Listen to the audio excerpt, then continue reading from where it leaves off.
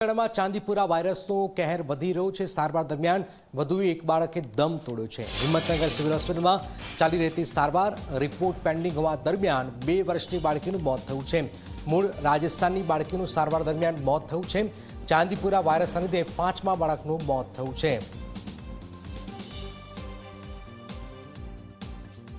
અત્યાર સુધીમાં 26 તારીખે લઈને અત્યાર સુધીમાં સિવિલ હોસ્પિટલ હિંમતનગર ખાતે ચાંદીપુરા વાયરસ સસ્પેક્ટેડની અંદર 7 દર્દીઓ નોંધાયા હતા।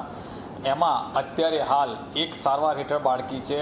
બાકીના 6 દર્દીઓ એવી રીતના છે કે એક પોઝિટિવ આવ્યું હતું જેનું મૃત્યુ થયું છે અને એક પેશન્ટ અહીંયાથી ડૉક્ટરની સલાહ વિરુદ્ધ ઘરે ગયું હતું, એનું અમને THO દ્વારા જાણવા મળ્યું કે એનું પણ ઘરે મૃત્યુ થયું છે। એટલે કુલ મૃત્યુઆંક 5 થયો છે અને એક બાળક અહીંયાથી સારું થઈને ઘરે ગયું છે અને એક બાળક સારવાર હેઠળ છે।